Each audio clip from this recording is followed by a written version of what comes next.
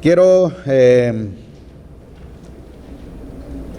terminar con el rey número 19, que corresponde a Sedequías. En el capítulo 36, partiendo del versículo 10, vamos así leer, y dice: y a la vuelta del año, el rey Nabucodonosor envió y lo hizo llevar a Babilonia, juntamente con los utensilios más preciosos de la casa del Eterno, e hizo que su hermano Sedequías reinara sobre Judá y Jerusalén. Sedequías era de 21 años cuando comenzó a reinar, y reinó 11 años en Jerusalén, e hizo lo malo ante los ojos del Eterno su Elohim. No se humilló ante Jeremías el profeta, que hablaba de parte del Eterno.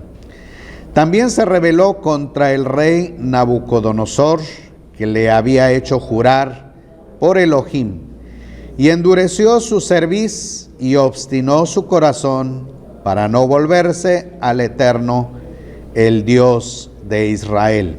Asimismo, todos los príncipes de los sacerdotes y el pueblo aumentaron la infidelidad, obrando según las abominaciones de las naciones y profanando la casa del Eterno que había santificado en Jerusalén. Vamos a detener la lectura. Y bueno, tenemos al rey Sedequías. Los planes del Todopoderoso se llevan a cabo conforme a sus designios. Fue precisamente por el pacto con David, de que nunca su lámpara se apagaría. Así entonces observamos el Eterno mirando a Abraham, Isaac y Jacob, y en este momento mira a David como el hombre que llevó a cabo los planes y los propósitos del Eterno. Y el Eterno pensó y eligió que de la descendencia de David vendría un ser en el futuro, que sería también conforme al corazón del Todopoderoso. A pesar de que hemos visto 18 reyes, algunos de ellos buenos, la mayor parte fueron malos reyes. Y en este caso, el último rey llamado Sedequías, que le tocó reinar sobre la tribu de Judá, el reino del sur, la única tribu que quedaba, porque 100 años atrás, antes de Sedequías, ya el reino del norte, en el año 722 aproximadamente, ese reino había sido llevado por los asirios en cautiverio. Ahora, prevaleció el reino de Judá todavía bajo la misericordia del Abacados, bajo la esperanza del Todopoderoso, otorgándole misericordia para que el pueblo llegara con arrepentimiento y buscara al Todopoderoso. Pero vemos que el reino no llevó la observancia como lo hiciera David, sino que se apartaron de los caminos, de los mandamientos del Eterno. Ahora, hubo reyes que sí obedecieron al Eterno y pertenecen a la dinastía de David. Pero el propósito del Eterno no se destruye, no se detiene. Los planes del Eterno siguen aún a pesar de las circunstancias. Entonces encontramos que Sedequías, la vida de Sedequías y con relación al Eterno, Lo podemos encontrar en Jeremías capítulo 37. Dice, en lugar de Conías ben Joacim reinó como rey Sedequías, hijo de Josías, al cual Nabucodonosor, rey de Babilonia, constituyó por rey en la tierra de Judá. Pero ni él, ni sus siervos, ni el pueblo de la tierra escucharon las palabras que el Eterno habló por medio del profeta Jeremías. El rey Sedequías envió a Jucal ben Selemías y a Sofonías ben Maasías, el sacerdote, para que dijeran al profeta Jeremías: te ruego que ores por nosotros al Eterno nuestro Dios. Bueno, aquí tenemos pues a Sedequías pidiendo que Jeremías elevara la plegaria al Todopoderoso a favor de él. Cuando vio que sentía amenaza del ejército del enemigo, en este momento Sedequías había solicitado la ayuda del ejército de Egipto, en primer lugar. Estaba confiando más en el ejército del sur. Y en realidad no era que tenía deseos de obedecer al Todopoderoso. En realidad, Sedequías no estaba pensando que verdaderamente el refugio vendría en el Abacados. Su esperanza estaba en el rey del sur, en el rey de Egipto. Cuando llegó el ejército del rey del sur, se dieron cuenta que Jerusalén estaba rodeada del ejército de Nabucodonosor. Entonces lo que hizo el ejército egipcio es regresar. Ellos se dieron cuenta pensando que no serían capaces de vencer al ejército de Babilonia. Entonces optaron por retornar. Y viendo esto, que no tenía ninguna esperanza, entonces Sedequías va y busca, pide ayuda a Jeremías, pero no porque confiara en el Abacados. No tenía ni siquiera el temor hacia el Todopoderoso. Ni siquiera pensaba entonces de comunicar al pueblo un verdadero arrepentimiento, sino solamente una petición de circunstancias buscaba. Y tenemos entonces la respuesta de Jeremías en el capítulo mismo 37, versículo 7, dice: así dice el eterno Dios de Israel, diréis así al rey de Judá, que os envió a mí para que me consultarais. He aquí el ejército de Faraón que había salido en vuestro socorro se ha vuelto a su tierra en Egipto. Y los caldeos volverán y atacarán esta ciudad y la tomarán y le prenderán fuego. Así dice el Eterno, no os engañéis a vosotros mismos diciendo, seguramente los caldeos se apartarán de nosotros, porque no se apartarán. Detengamos.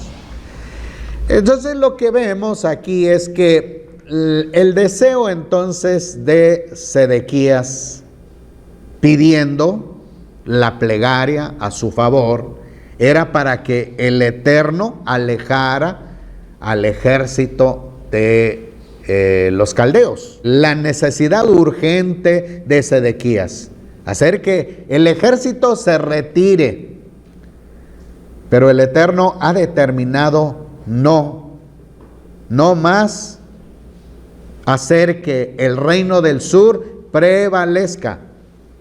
Ese es el momento de llevar a cabo su justo juicio. ¿Qué tenía que hacer el rey Sedequías? Entregarse al rey de Babilonia. Es la oportunidad única que tiene en este momento. Ceder su vida y decir, me entrego. Estaba determinado de parte del Eterno llevar a cabo este juicio. No hay días más que agregar a la vida del reino del sur. Está todo terminado. Entonces la única oportunidad para Sedequías es entregarse. Y por eso ellos entonces estaban temiendo y no querían hacer eso. Ahora, los falsos profetas habían vaticinado de que no volverían el ejército de Babilonia. Y ahora vemos que ha vuelto. Tenemos que recordar que el ejército babilónico ha llevado a cabo la primera etapa de la cautividad. Una primera etapa se dice que sucedió en el año 606 antes del Mesías. La segunda etapa ocurrió en el 586 aproximadamente. Esa es la época de Sedequías. Ahora es la tercera etapa. Es el tiempo entonces que el Eterno fijó para Sedequías entregarse. Entonces, vemos que él hace caso omiso a las palabras de Jeremías. Y posteriormente vemos que el ejército babilónico se aumenta cada vez más. ¿Y qué hace el ejército de Sedequías? El ejército de los judíos. ¿Qué hicieron? Empezaron a desertarse de noche. Y prácticamente obligaron a Sedequías salir de Jerusalén. En el capítulo 39 de Jeremías,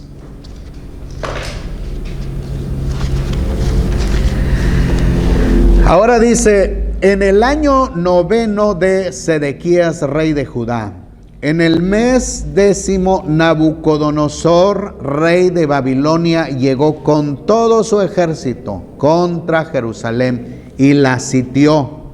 Fíjense bien, y en el año 11 de Sedequías, en el mes 4, en el día 9 del mes, se abrió brecha en el muro de la ciudad.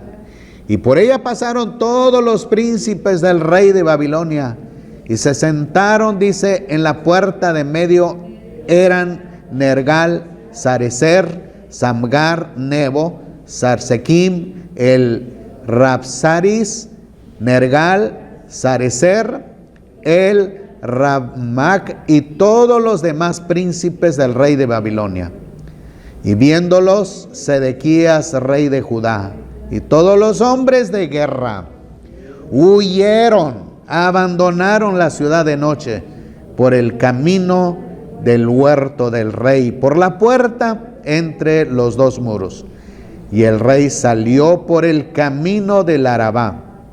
Pero el ejército de los caldeos los persiguió y alcanzaron a Sedequías en los llanos de Jericó. Y habiéndolo prendido, lo llevaron donde estaba Nabucodonosor, rey de Babilonia, a Ribla, en tierra de Amat, y ahí lo sentenció.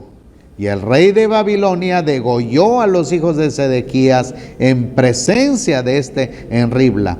Y el rey de Babilonia mandó degollar también a todos los nobles de Judá, y arrancó los ojos del rey Sedequías. Lo aprisionó con grillos de bronce para llevarlo a Babilonia. Hasta ahí. Así que ese es el final del rey Sedequías.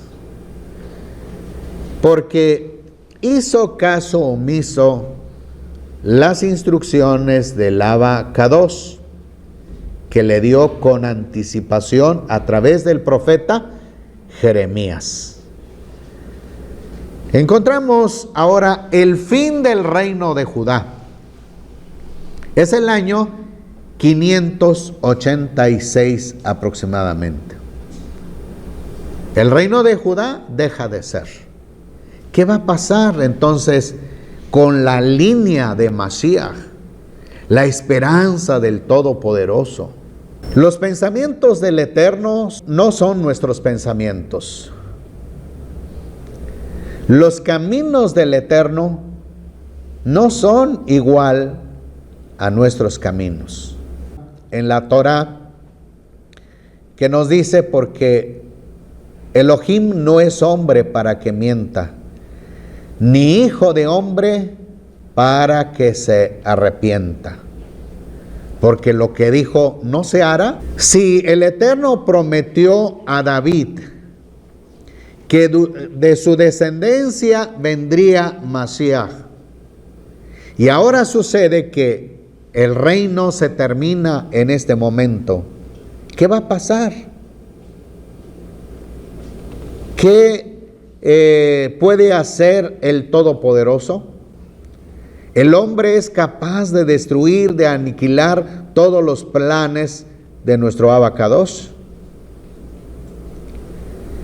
Tenemos a Jeremías también haciendo la promesa del Abacados. Jeremías capítulo 25, ahora vamos a buscar 9 al 12. Yo mandaré por los pueblos del norte y por Nabucodonosor, rey de Babilonia, siervo mío, dice el Eterno, y los traeré contra esta tierra, contra sus habitantes, contra todas estas naciones de alrededor. Los consagraré al exterminio y los convertiré en objeto de espanto, burla, desolación perpetua.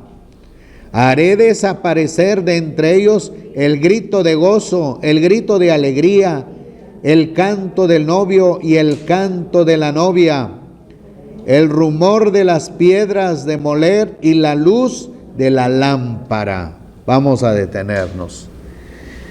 Muchos pensaron y muchos siguen pensando esto, que este es el fin del reino del sur, que el Eterno destruye totalmente lo que él había anticipado.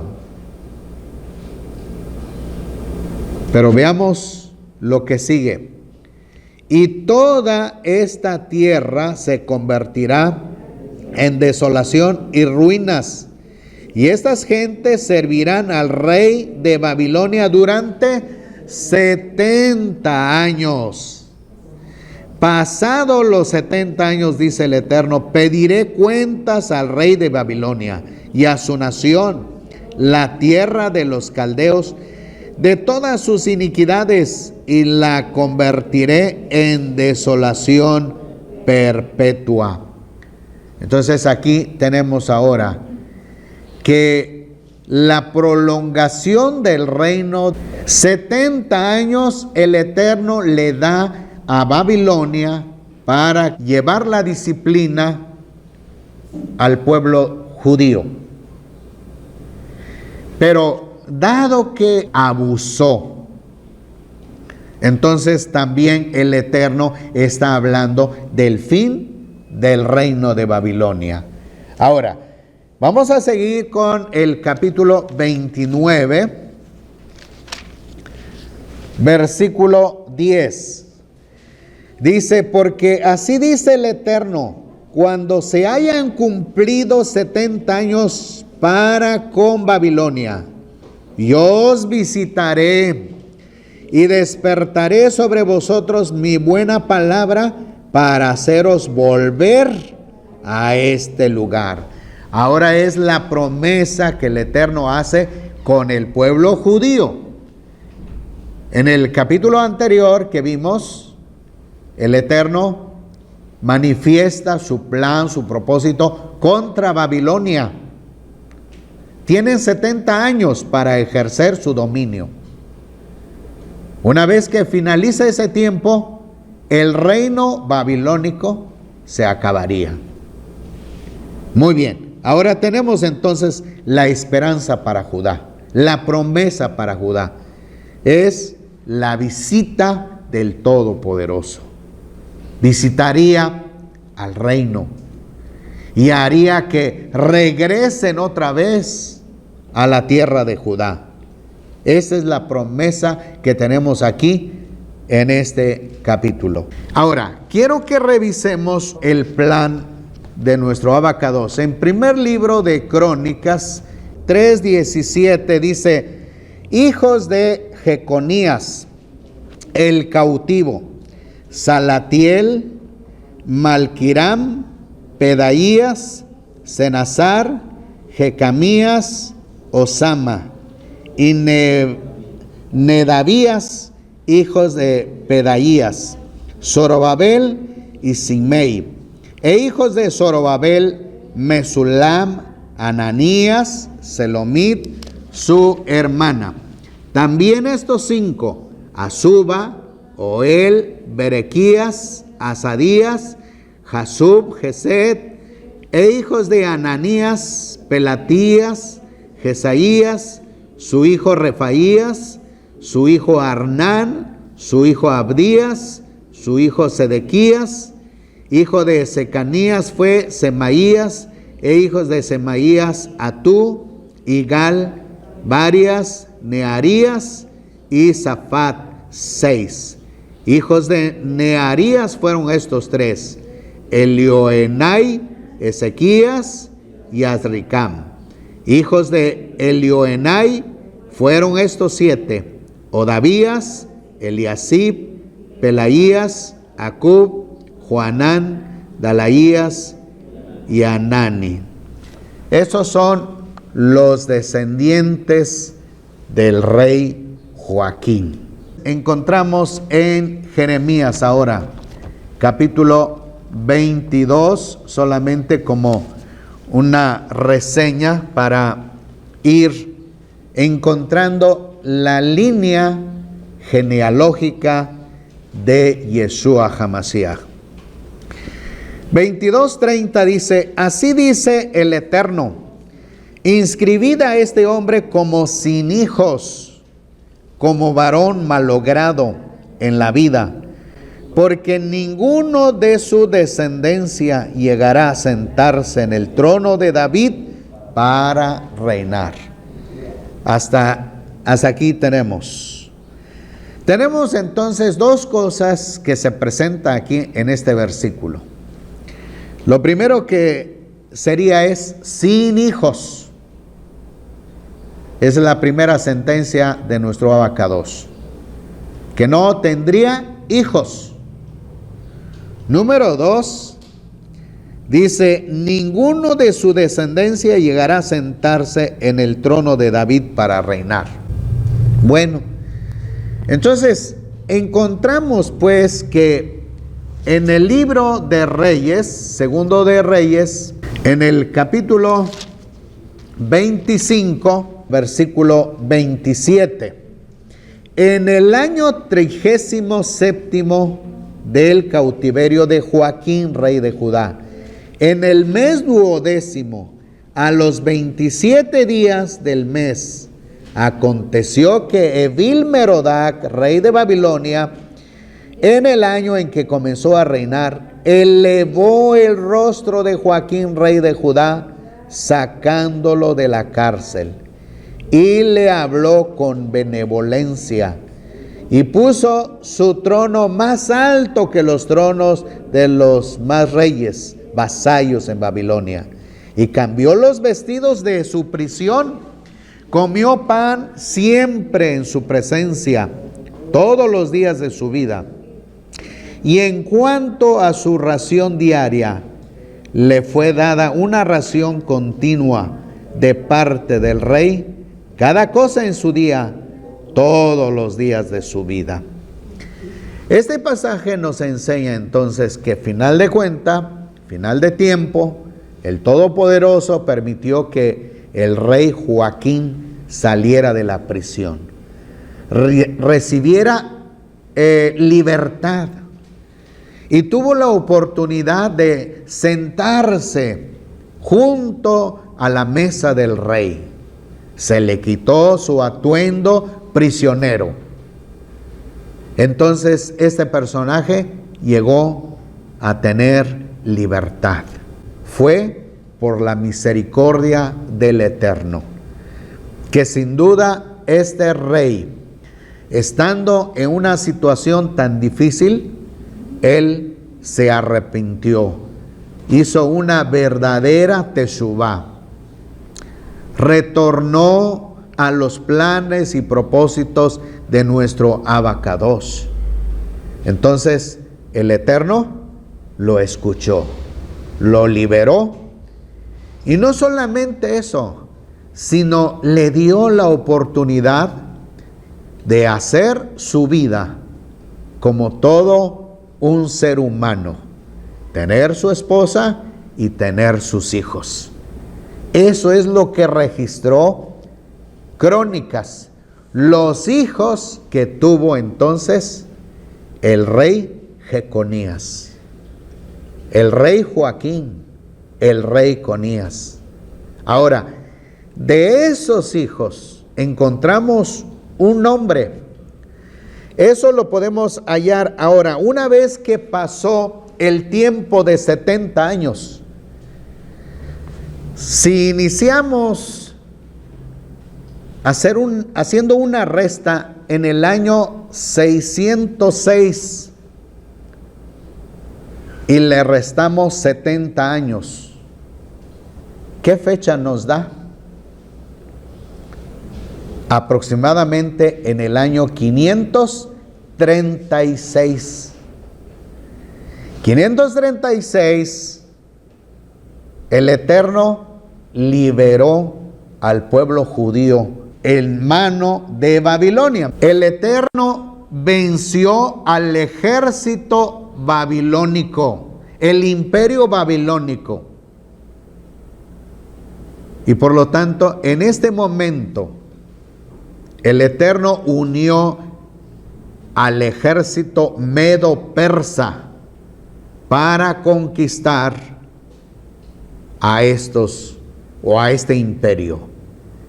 Y bastó esto para que entonces el pueblo saliera en libertad, el pueblo judío, y regresó aproximadamente en el año 536. Se cumple la profecía de Jeremías y retornan. Ahora, vamos a ver el retorno. Quiero que veamos Esdras capítulo 2, versículo 1 y 2 dice: y estos son los hijos de la provincia que subieron de la cautividad de deportados, que Nabucodonosor, rey de Babilonia, había deportado a Babilonia, y que regresaron a Jerusalén y a Judá, cada uno a su ciudad. Los que volvieron con Zorobabel fueron, ahora aquí dice Jesúa, y en la versión hebrea dice Yeshua.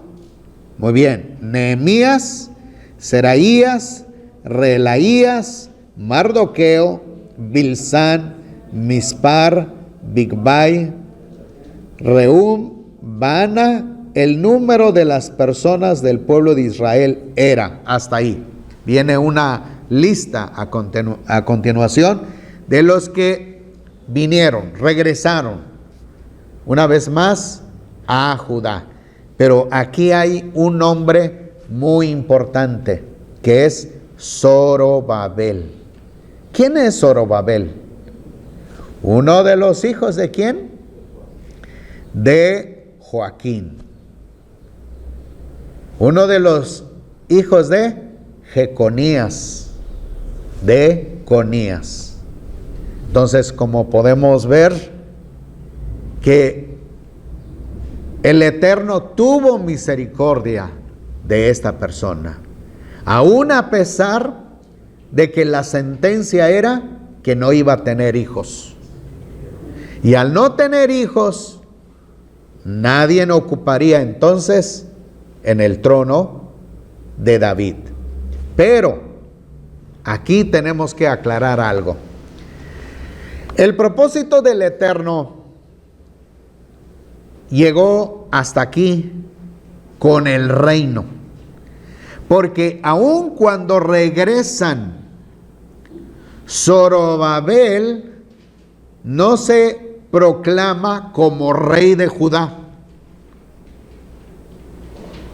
Simplemente Zorobabel es un gobernador, es parte de la provincia ahora del reino de los medos y de los persas. Entonces podemos decir que definitivamente una parte de la profecía de Jeremías en el capítulo 22, versículo 30, nos hace ver que no habría alguien que ocupara el trono después de él. Y esto señala entonces que no habría más reino de Judá en este momento. Porque empieza pues ahora el reino de los gentiles. En este momento el Eterno cedió el poder al reino de los gentiles. Los asirios, los babilonios, y en este momento está el reino medo-persa. Faltando más adelante el reino de Grecia, el reino romano. Ese es el periodo entonces que el Eterno marcó para este personaje. Y definitivamente entonces la profecía de Jeremías se cumple una parte. Es decir, la suspensión provisional del reino de Judá. Ahora pues, quiero terminar con Mateo capítulo 1.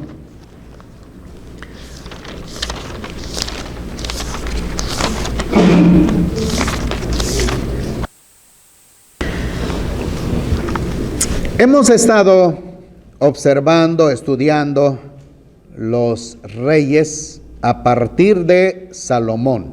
Entonces quiero que volvamos otra vez a repasar capítulo 1, versículo 7. Y dice, y Salomón engendró a Roboam, Roboam engendró a Abías, y Abías engendró a Asa, y Asa engendró a Josafat, Josafat engendró a Joram, Joram engendró a Usías, Usías engendró a Jotam, Jotam engendró a Acaz, Acaz engendró a Ezequías, Ezequías engendró a Manasés, Manasés engendró a Amón, Amón engendró a Josías, Josías engendró a Jeconías y a sus hermanos en el tiempo de la deportación babilónica. Y después de la deportación babilónica, ahora tenemos Jeconías, que es Joaquín, que es Conías, engendró a Salatiel, y Salatiel engendró a Zorobabel, y Zorobabel engendró a Abiú, y a Abiú, aquí voy a hacer una pausa. Aquí voy a hacer una pausa. En la versión Reina Valera, salta de Abiú hasta Eliakim. Pero quiero ahora compartirles la lectura de Mateo, de la versión BIN, versión israelita nazarena. Entonces, vean lo que dice el versículo 12. Muy bien. Después del exilio a Babel, Yecanyahu procreó a Sealtiel. Sealtiel procreó a Zerubabel. Zerubabel procreó a Abihud. Abihud procreó a Abner. Ese es el personaje que falta en la Reina Valera. Muy bien. Abner procreó a Eliakim. Eliakim procreó a Asur. Asur procreó a Tzadoc.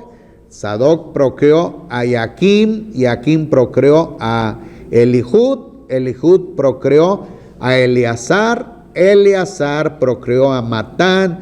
Matán procreó a Jacob. Jacob procreó a Yosef, esposo de Miriam, de la cual nació Yehoshua llamado el Mashiach. Aquí tenemos versión BIN que nos aclara del personaje que falta aquí, que es Abner. Regresando ahora, el versículo 15.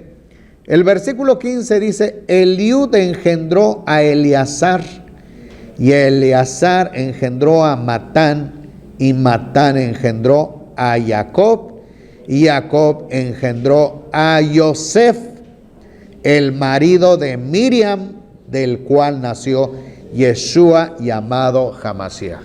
Muy bien, hasta ahí vemos entonces el registro que hace Mateo. Pero también hay otro registro.